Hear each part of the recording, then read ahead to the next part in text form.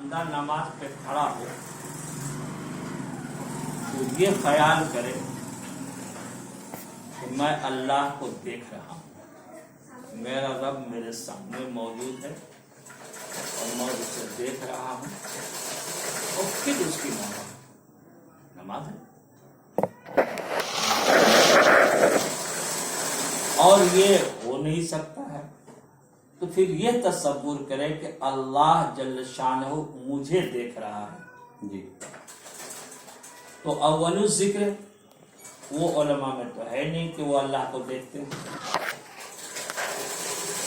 بولے حضرت یہ تو بہت مشکل چیز ہے کہ کوئی اللہ کو دیکھ کے نماز پڑھے، کہاں؟ دوسری چیز کہ اللہ مجھے دیکھ رہا ہے تو صوفیاء کرام جب تک اللہ کے جلووں کا مشاہدہ نہیں کرتے وہ تو رکوع تک نہیں کرتے، سجدہ تک نہیں کرتے، اور سجدے میں جاتے ہیں تو جب تک اللہ قبولیت کی بشارت نہ دے دے کہ میرے بندے سر کو سجدے سے اٹھا، میں نے اب تمہارے سجدے کو قبول کیا، جب تک ضمانت نہیں لے لیتے اپنی نماز کی قبولیت کی تب تک سر سے سجدے کو اٹھاتے ہی نہیں۔ تبھی تو میں نے کہا کہ صوفیاء کی نماز اور ہے، علماء کی نماز اور بات آئی گئی۔ روز کے بعد شہر میں ہی پروگرام تھا، کوئی تقریب تھی، اس میں جو ہے قاضی صاحب بھی مدعو تھے، نام میں کا بھول رہا ہوں، وہ بھی مدعو تھے۔ تو بزرگوں کا نمبر بلا سکتا تھا، آپ کا جب نمبر آیا تو آپ نے فرمایا کہ لوگوں میں تمہیں مقام صوفیہ سمجھانا چاہتا ہوں۔ مقام صوفیہ کیا ہے؟ اگر اس کو سمجھنا چاہتے ہو تو کل خواب میں جو ہمارے قاضی صاحب نے دیکھا ہے اصل وہی مقام صوفیہ ہے۔ جب اتنا آپ نے کہا نا تو قاضی صاحب اٹھے اور قدموں میں گرے، قدموں کا بوسہ لیا اور کھڑے ہو کر کے انہوں نے کہا کہ اے لوگوں میں بتاتا ہوں کہ مقام صوفیہ کیا ہے۔ جو میں نے خواب دیکھا وہ میں نے کسی سے نہیں کہا ہے، اس کا ذکر ہی میں نے کسی سے نہیں کیا ہے، اور اس خواب کے بارے میں حضرت کو معلوم ہو جانا یہ پہلی بات ہے کہ یہ مقام صوفیہ ہے، کہ وہ خواب بھی جانتا ہے کہ فلاں نے کیا خواب دیکھا ہے، کہنے کی ضرورت نہیں ہے، اسے معلوم ہے کیا دیکھا ہے۔ اور میں نے یہ دیکھا ہے کہ نماز کا وقت ہے، حضرت جو ہے عرش بری پہ مصلی بچھائے ہوئے ہیں، نماز پڑھ رہے ہیں، یہی مقام صوفیہ ہے کہ صوفیہ کی نماز عرش بری پر ہوتی ہے اور علماء کی نماز مسجد کے محراب و منبر پہ ہوتی ہے۔ زمین پہ فرش پہ جو ہے علماء کی نماز ہوتی ہے اور صوفیہ کی نماز جو ہے عرش بری پہ ہوتی ہے، میں نے خود کل دیکھا اور اس کا ذکر میں نے نہیں کیا، وہ ابھی میں بتا رہا ہوں۔ میں نے مانا کہ حضرت نے جو کہا تھا، پھر پورا واقعہ انہوں نے بیان کیا کہ میری حضرت کی لڑائی ہوئی تھی تو میں نہیں مان رہا تھا اس بات کو، لیکن میں نے اپنی آنکھوں سے دیکھا، رب نے مجھے دکھلایا کہ مقام صوفیہ دیکھنا چاہتے ہو میرے بندوں کا مقام، تو میرے بندے میرے حضور میں نماز پڑھتے ہیں۔ میں ڈانٹ دیتا ہوں کہ تم کو یہی دکھائی دیتا ہے کہ وارث پاک نماز نہیں پڑھتے تھے تو تم نماز نہیں پڑھتے ہو، وارث پاک کی نماز تم دیکھو گے، تمہاری آنکھ ہے؟ یہ روایت تم بھول گئے کہ ضلع پرتاپ گڑھ کے ایک مولانا صاحب تھے جو وارث پاک سے ایسے رکھتے تھے، بغض رکھتے تھے، برائی کرتے تھے، اسی کو دیکھ کر کے کوئی نماز نہیں پڑھتے ہیں۔ لیکن جب مصر گئے اور مصر کے بعد پھر مدینہ یونیورسٹی گئے، 6 سال مدینہ شریف رہے، وہ حرمین شریفین میں 6 سال حرم شریف میں رہے اور 6 سال کے بعد جب واپس آئے ہیں تو ڈائریکٹ پہنچے ہیں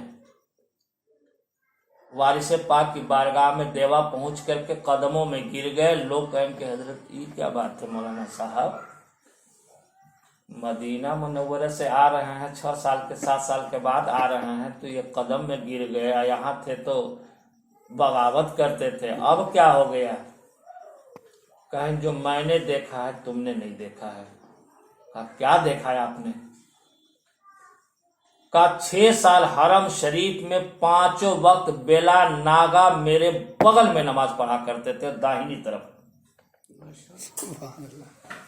کہا اس 6 سال 7 سال کے دوران حاجی صاحب یہاں سے مدینہ غیبے نہیں کیے ہیں. ارے 6 گھنٹہ کے لیے نہیں گئے ہیں، آپ 6 سال کی بات کر رہے ہیں. میں نے خود دیکھا ہے وارث پاک کو کہ میرے ہی بغل میں کھڑے ہوتے تھے. حرم شریف میں جہاں میں کھڑا ہوتا تھا میرے بغل میں آ کے کھڑے ہو جاتے تھے. اور 6 سال تو جو مدینہ میں جو حرم شریف میں نماز پڑھے اس کی نماز آپ دیکھ لیں گے جی، جو وہاں ہے وہ نہ دیکھے گا، کیا آپ دیکھ لیں گے؟ اب آئیے بنارس میں رسول نما مزار شریف ہے، چھتن پورا کوئلہ بازار. باپ بیٹا دونوں کی قبر ہے، بڑا مرصع مزار شریف ہے، بہت خوبصورت ہے. ان کو رسول نما کہتے ہیں. رسول نما کیا کہتے ہیں؟ شبیہ نبی ہے نا، تو رسول نما اسی لیے وہ مشہور ہے. بیٹا 5 وقت کی نماز پڑھا رہا ہے حرم شریف میں، باپ جمعہ کی نماز پڑھا رہا ہے. اب کسی کو خبر نہیں ہے، اتفاق ایک روز ٹکرا گئے کہ جمعہ کی نماز پڑھا کر کے باپ آ رہے ہیں، اب بیٹا ادھر سے جا رہے ہیں. راستے میں ملاقات ہو گئی، ظاہر ہونا تھا، سلام دعا ہوا. بہت کہا تھا کہ وہ جمعہ کی نماز پڑھا کے میں آ رہا ہوں حرم شریف سے. تقریب کہاں جائے؟ کہا وہ عصر کی نماز پڑھانے جا رہے ہیں.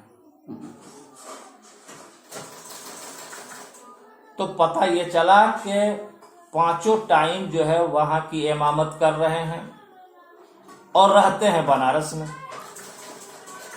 دوسرا واقعہ سنیے. ایک حافظ صاحب تھے، ان سے کوئی خطا ہو گئی.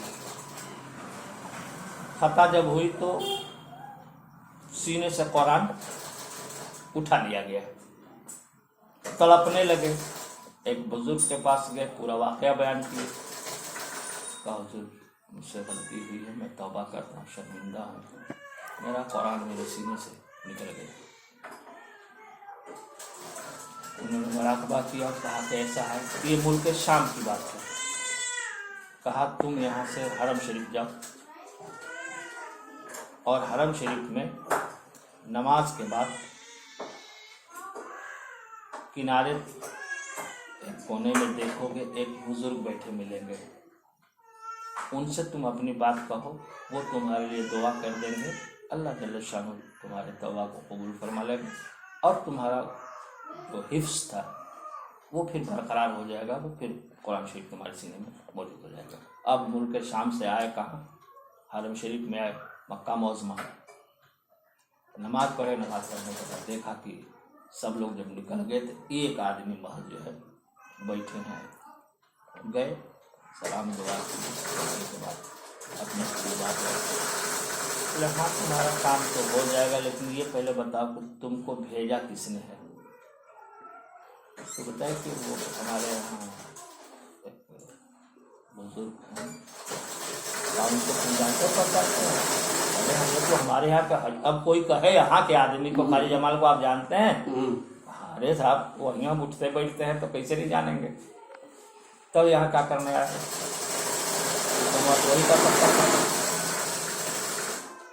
اچھا اب کی جب نماز کا وقت آئے تو ذرا سا مصلی کے پیچھے ہی تم کھڑا رہنا پہلے سے، اور نماز پڑھ کے نکلے تو دیکھنا تھا وہ کون آدمی نماز پڑھاتا ہے، یہاں کا امام کون ہے. تو ویسے ہی کیے. اور امام صاحب کے جب سب لوگ مسافہ کرنے لگے تو یہ دیکھ رہے تھے تو وہی حضرت ہیں جو ہم کو بھیجے تھے، اور مسافہ کر کے نکل لیے. हजरत ये तो वही थे जो कहीं 5 टाइम यहाँ इमामत करता है।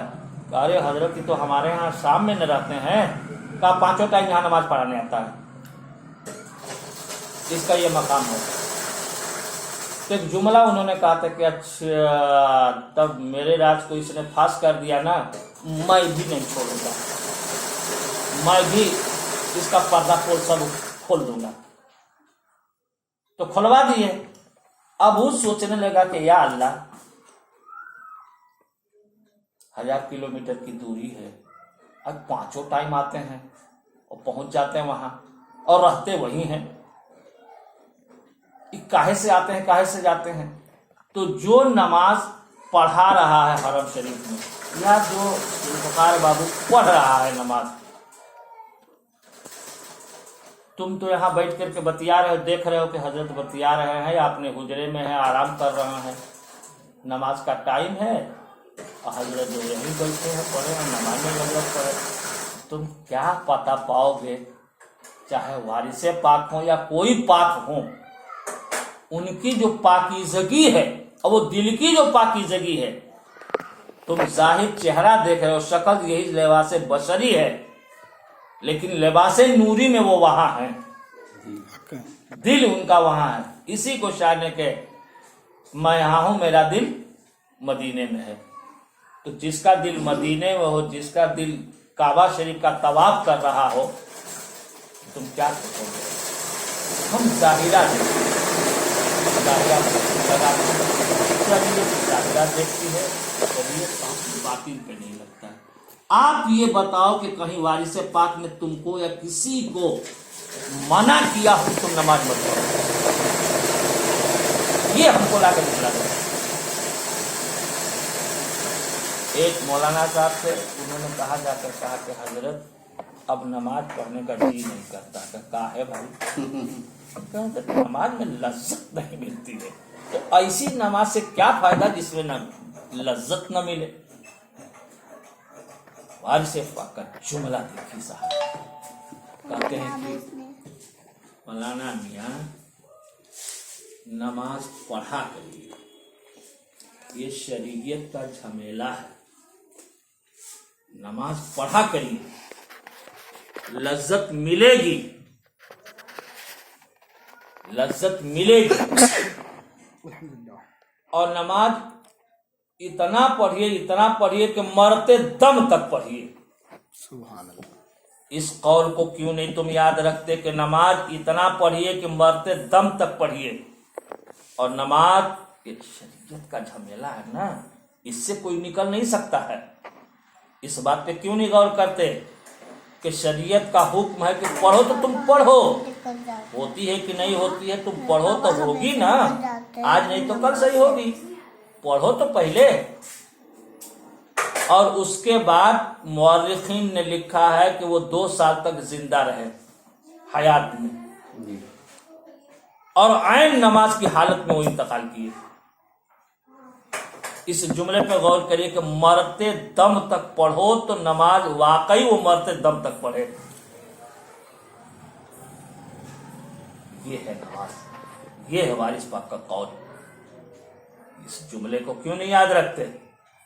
वारिस पाक नमाज नहीं पढ़ते थे, तहत नहीं पढ़े, कहीं कहे हैं कहा कि नमाज मत पढ़ो, ये कोई जरूरी नहीं है। तुम तो कह दे रहे हो कि नमाज की जरूरी नहीं है, कुफ्र कर रहे हो तुम। जानकारी दीजिए। कई लोगों को